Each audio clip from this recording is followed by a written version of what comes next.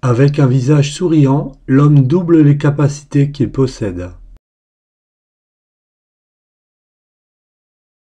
La joie n'est pas seulement le fruit du travail, mais encore un moyen pour le travail. Il existe une joie avant l'effort et une joie aussi de l'effort, qu'il faut réveiller quand elle cesse, en laissant dormir ceux qui étaient accompagnés de tristesse. Donnez-nous un homme qui chante en travaillant. Il fera plus d'ouvrages, il le fera mieux et il travaillera plus longtemps. La joie est un baromètre auquel on peut juger du degré de charité dans une âme comme dans un groupe.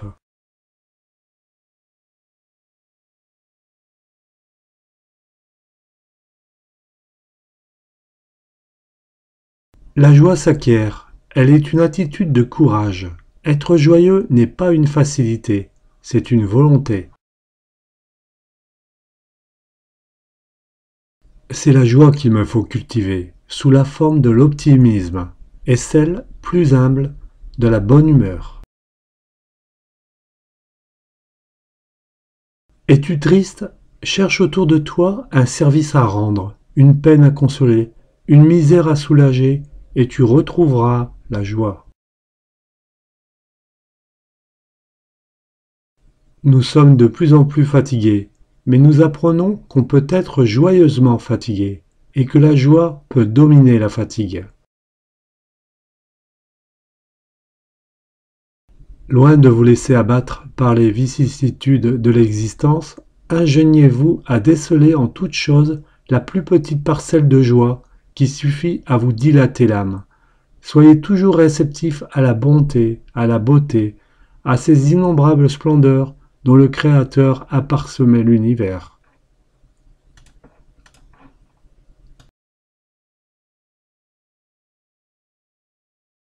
Tu as le droit de pleurer, mais même dans les larmes, tu n'as jamais le droit de divorcer d'avec la joie. La joie n'est pas autre chose que l'épanouissement dans l'amour. Plus cet amour est désintéressé, plus la joie est totale. La joie ne supprime pas l'effort, mais elle le stimule. Elle ne supprime pas la souffrance, mais elle la transfigure.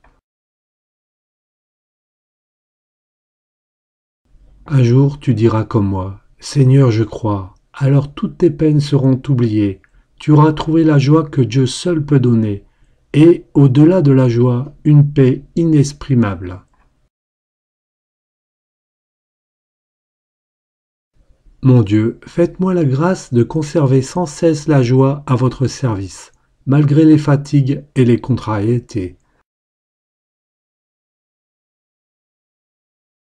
Seigneur, ne permettez pas que mon âme sombre dans l'ennui, ni ne se laisse aller à des murmures ou à de continuelles récriminations. Accordez-moi le sens de l'humour et la grâce de comprendre la plaisanterie, afin que j'aie sur terre quelques bons moments et que je puisse donner un peu de bonheur aux autres.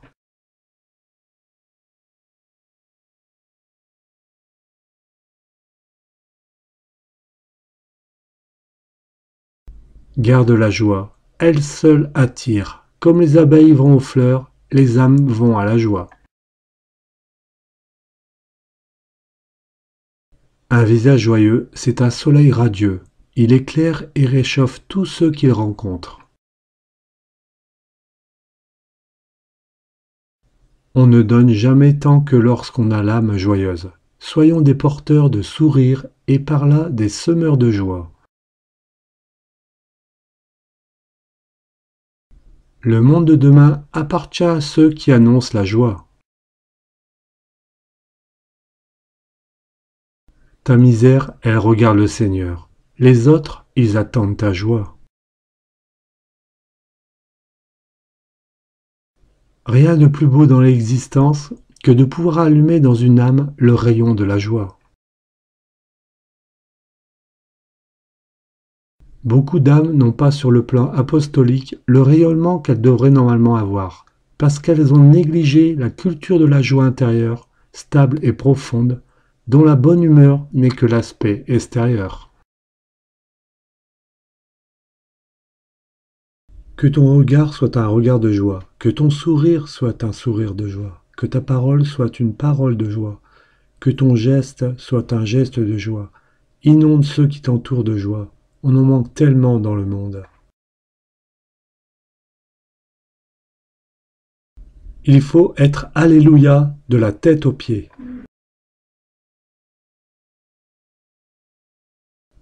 Une bonne action, un geste de fraternité vrai crée de la joie. Et de cette joie naît une autre joie. Et c'est une suite de bonheur indéfini et peut-être infini. Celui qui fait du bien ne sait jamais tout le bien qu'il a fait.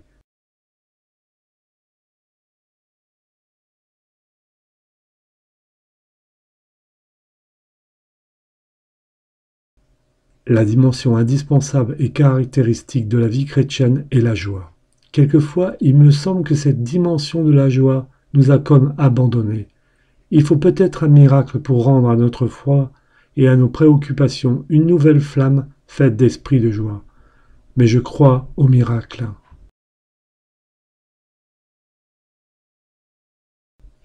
L'Évangile commence par la joie de Noël et s'achève par celle de Pâques.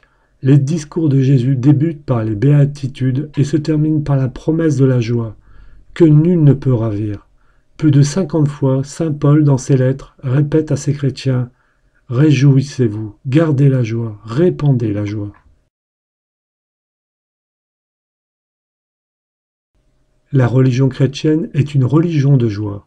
L'Évangile est une bonne nouvelle et, malgré notre aspect parfois un peu funèbre, nous sommes des messagers de joie, des témoins de la résurrection. Le christianisme est la religion de la joie. Dieu reprochera beaucoup de chrétiens leur tristesse. Elle prouve qu'ils n'ont pas la foi suffisante, que leur espérance est faible et leur amour médiocre. Saint François d'Assise, dans sa règle, fit de la joie une obligation au même titre que la chasteté et l'obéissance. La joie intime est le partage du chrétien qui prend au sérieux sa vie dans le Christ Jésus. Si tu voulais remercier Dieu pour toutes les joies qu'il te donne, il ne te resterait plus de temps pour te plaindre.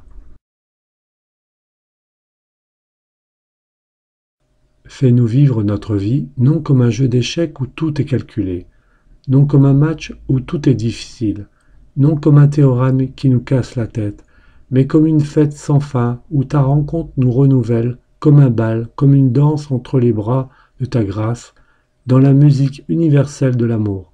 Seigneur, viens nous inviter.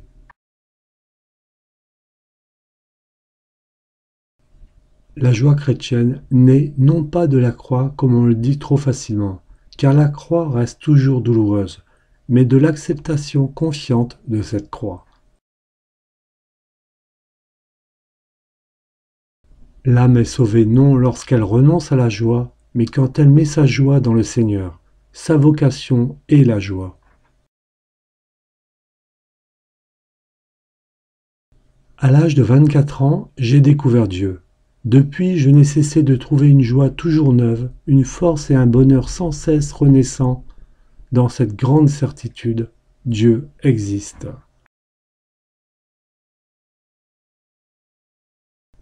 Toute peine soufferte comme Dieu le veut n'est jamais que l'envers d'une joie qui l'attend, éternelle et démesurée. La joie chrétienne s'acquiert au prix d'un renoncement qui n'est jamais consenti une fois pour toutes, qu'il faut renouveler à chaque instant, dans les moindres choses comme dans les plus grandes. Quelle douce joie de penser que le bon Dieu est juste, c'est-à-dire qu'il tient compte de nos faiblesses, qu'il connaît parfaitement la fragilité de notre nature. De quoi donc aurais-je peur ?